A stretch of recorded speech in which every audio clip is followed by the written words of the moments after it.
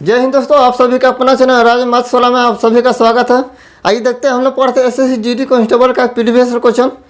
इसके पिछले क्लास में हम तो देख लिए थे क्वेश्चन नंबर 20 तक।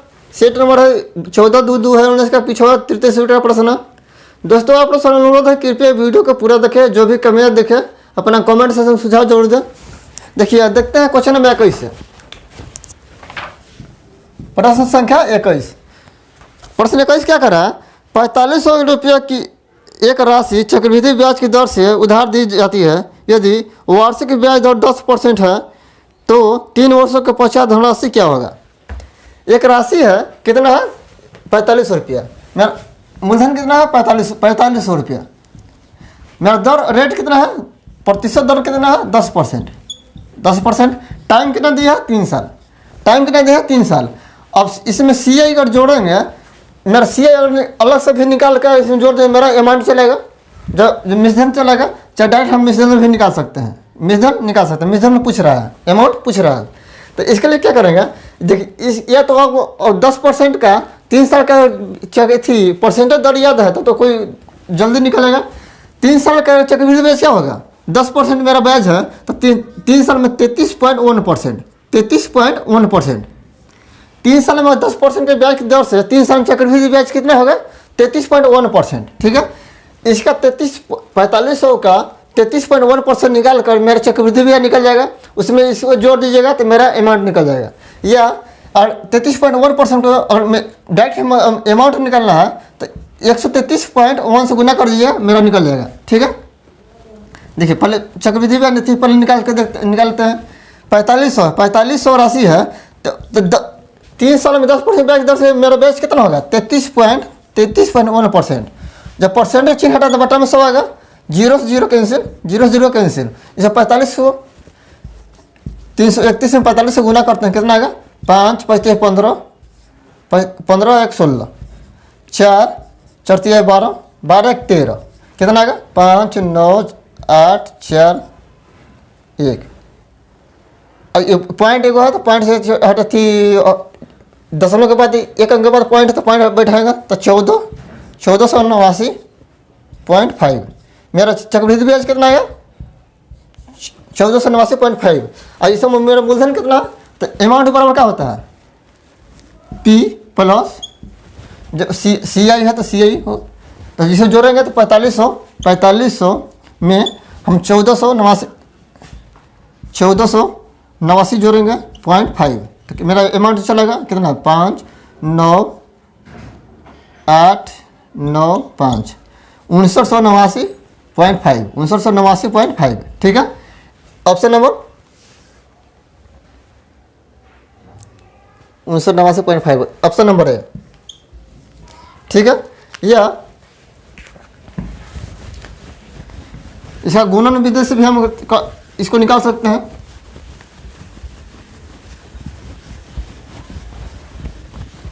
देखिए जब ब्याज दिया 10% तो 10% दिया है तो इसको 1/10 लिख सकते हैं। जब हमको ब्याज दिया 10% तो 10% को 1/10 लिख सकते हैं। हम मान लीजिए कि मेरा मूलधन 10 रुपया है तो 10 पैसा अगला सब कितना हो जाएगा? हम 3 साल के लिए है तो ये मेरा मूलधन होगा, ये अमाउंट होगा। तो मान लीजिए मेरा पास 10 रुपया है तो अगला सब कितना हो जाएगा? 10% की दर से 11 रुपया, फिर 10% तो 10 से 11, फिर 10 से 11। इसको गुना करेंगे 1000 और इसको 13 का थी सॉरी 11 क्यों कितना होता है? 1331। 11 क्यों कितना होता है? 11 को 3 बार गुना कीजिएगा 1331 आएगा। ठीक है, तो देखिए हम माने 1000 थी, 10 माने थे तो मेरा P मूलधन कितना है? 1000। यह मेरा मूलधन कितना दिया? 4500। तो 1000 किसके बराबर है? 4500 के बराबर। तो जिसका मान दिया है वो बट्टा में आएगा। पूछ रहा है किसका अमाउंट पूछ रहा है तो डायरेक्ट इससे गुना कर देंगे तो 4500 बट्टा में 1000 गुने 1331 गुना करते हैं, 0 0 कैंसिल हो गया। अब 1331 में भी डायरेक्ट 1331 में हम 45 गुना करते हैं, कितना आएगा? 5 5 15 16 5 एक 6, 5 5 15 5 15 15 1 16, 5 एक 6, 4 4 12, 12 एक 13, 4 एक 5, जोड़ेंगे कितना 5 9 8 9 5, बट्टा में थी एक जीरो बच गया था, तो जीरो बच गया तो पॉइंट से ऊपर से अंक के बाद पॉइंट देंगे, तो 5989.5 रुपये। ठीक है, मेरा आंसर समान ही है, ऑप्शन नंबर ए।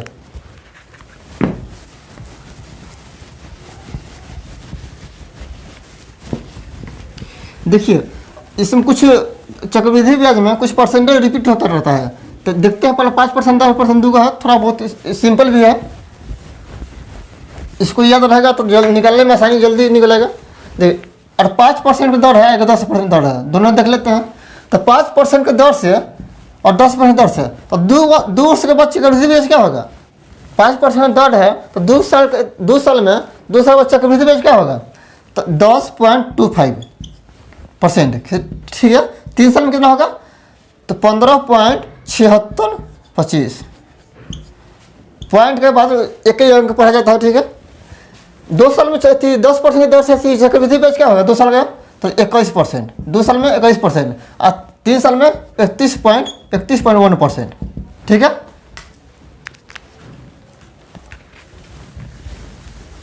ये दो को ज़्यादा रिपीट होता रहता है, और याद कर लीजिए तो अच्छा रहेगा।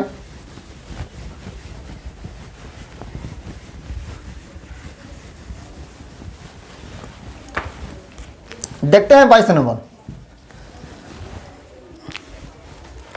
प्रश्न। 22 क्या कर रहा है?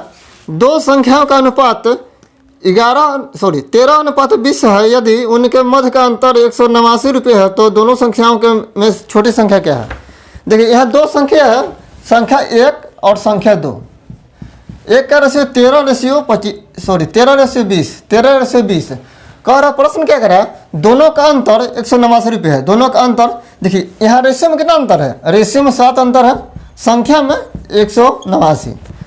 तो एक रेशियो का मान निकालने के लिए जिसका मान दिया वो बट्टा में आएगा 189/7, जिसका मान पूछेगा उससे गुना करेंगे। तो प्रश्न में कह रहा है जब दोनों का अंतर दिया है तो दोनों का अंतर इस 7 से भागा देंगे तो मेरा एक रेशियो का मान निकल जाएगा। अब प्रश्न में कह रहा है कि सबसे छोटी संख्या क्या होगा? तो सबसे छोटी जिसका रेशियो सबसे छोटा है वही सबसे छोटा संख्या होगा। तो यहाँ रेशियो में कौन है सबसे छोटा? 13। और 13 से डायरेक्ट गुना कर देंगे तो मेरा मान निकल जाएगा। ठीक है, 7 से काटा 7 दूनी 14, 7 से 49, मानी 27 को 13 से गुना करेंगे तो कितना आएगा? 13 से 91 की 1 9 13 26 26 9 25 26 9 35 कितना? 351। कितना आ गया मेरा? सबसे छोटी संख्या 351। Option number B.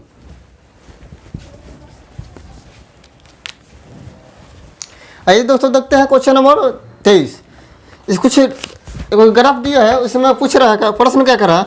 नीचे दी तालिका 5 विषयों में 4 छात्रों द्वारा प्राप्त अंकों को दर्शाती है। प्रत्येक विषय में अधिकतम अंक 100 है। P2 द्वारा प्राप्त प्रति विषय औसत अंक क्या है? देखिए यहाँ 4 विद्यार्थी है, 5 विषय है, हर विषय 100 अंक का है। तो कह रहा है P2 जो है, P2 में औसत कितना प्रति औसत अंक उसको मिला है। ठीक है, तो P2 का पूरा सभी विषयों का औसत ही थी, सभी विषयों का टोटल अंक जोड़ लेंगे, उसके बाद जितना 500 विषय है 5 से भागा देंगे, मेरा औसत संख्या निकल जाएगा। ठीक है, तो P2 कितना है? 100 52 55 85 और 70 जोड़ेंगे। 5 5 10 10 2 12 12 के 2 हाथ में 1 7 1 8 8 9 16 16 16 10 26 26 1 26 6 हाथ में 2 2 1 3 362। कितना आया टोटल अंक P2 को 362 मिला है। टोटल कितना विषय है? 5। 5 से भगा देंगे, 5 से भगा देंगे कितना का? 7 5 35, 7 5 बचा 1, तो 5 दूनी 10 पॉइंट 5 के 20 कितना आया? औसत अंक कितना है? 72.4। 72.4 ऑप्शन नंबर बी।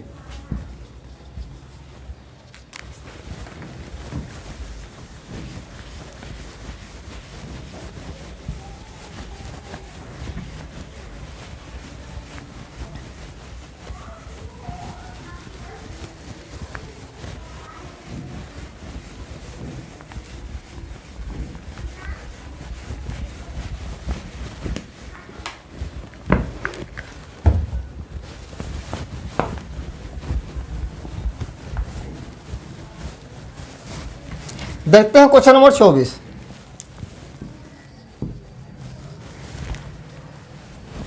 प्रश्न 24 क्या कर रहा है? 10 वस्तुओं का औसत वजन 65 किलोग्राम है। यदि 72 किलोग्राम औसत वजन वाली 3 वस्तुओं को हटा दिया जाए तो बची हुई वस्तुओं का औसत वजन क्या है? 10 वस्तु है, 10 वस्तु का औसत वजन कितना है? 10 वस्तु है जिसका औसत वजन 65 किलोग्राम है, 65 किलोग्राम है, जिसमें 3 वस्तु का निकाल दिया गया, 3 वस्तु को बाहर कर दिया, जिसका औसत वजन कितना था?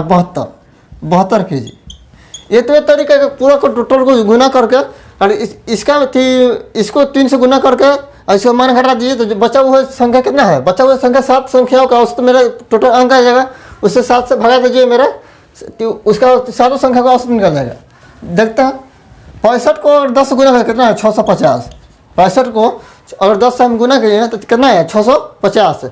और 3 से गुना करिए 72 में कितना है? 3 6 7 21 216। इसमें माइनस करेंगे। देखिए अब पहले संख्या था 10, अब 3 संख्या इसमें घटाएंगे, बचा कितना? 7 संख्या। बचेगा कितना संख्या? 7 संख्या। तो इसमें माइनस करेंगे तो 4 में से 1 गया 3, 6 में से 2 गया 4, मैं 434। कितना बचा? 434। टोटल संख्याओं का औसत कितना थी? टोटल संख्याओं का संख्या कितना है? टोटल 434। 434 है, 7 संख्या का औसत निकालना है। तो टोटल 7 संख्याओं का योग कितना है? टोटल 7 संख्याओं का योग कितना है? 434 है। और इसका औसत निकालने के लिए संख्या जितना संख्या से भगा देंगे तो भगा दे दीजिए 7 से। कितना? 7 6 42 बचा 1, 7 दूनी 14 यानी 62। कितना उसका जो शेष संख्या उसका औसत कितना है? 62। ये तो एक तरीका हो गया। दूसरा देखते हैं। देखिए जब 10 संख्या का पहला औसत था 62, सॉरी 10 संख्या का पहला औसत कितना था? 65। इसमें से कितना अधिक है? और 65 में 72 में से 65 घटाएंगे कितना है? 7 5 12 7 यानी 7 अधिक है। जो 3 संख्या को जो गया है उसे कितना अधिक है? 7। तो टोटल संख्या कितना है? 3। तो यानी टोटल संख्या में कितना होगा? 3 से गुना करना यानी 21। टोटल 21 से कमी हो गया। पहले मेरा औसत था 65, पहले 10 टोटल 10 संख्या था जिसका औसत था 65 और 65 संख्या का थी टोटल औसत था 65। ठीक है। अब 3 जो संख्या उसका औसत इससे अधिक था। तो कितना अधिक था? 7। जब एक का मान 7 औसत क्या होता है? हर संख्या समान, जितना भी संख्या हो तो उसे हर संख्या को समान में बांटे कि बांट दे तो उसी को औसत कहते हैं। औसत हो जाएगा।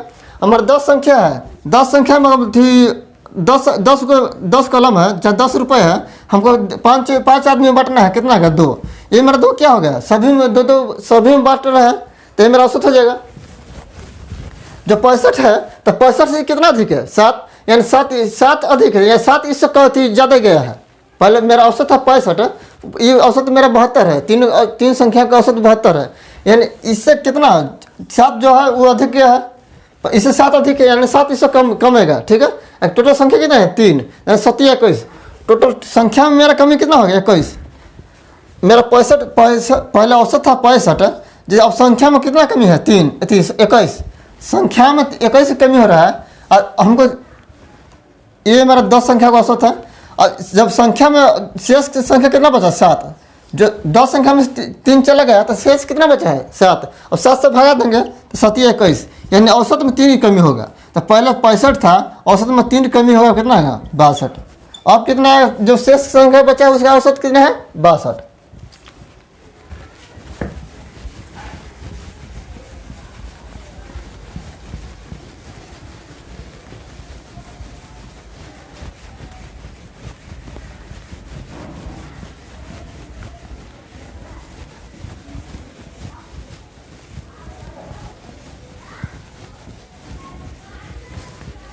देखते हैं क्वेश्चन नंबर 25।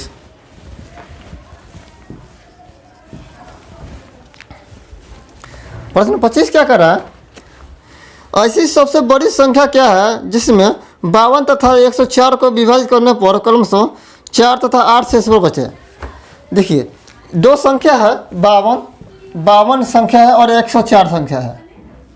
अब कह रहा है क्या इसमें सबसे बड़ी संख्या कौन है जिसे भागा देने पर पहली संख्या में 4 से 100 बचता है, दूसरी संख्या में 8 से 100 बचता है।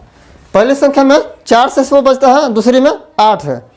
तो देखिए जो शेषफल बचता है, अगर शेषफल इसको माइनस कर दें, इसमें माइनस कर दें कितना गया, 52 में से 4 गया 48, 104 में से 8 गया 96।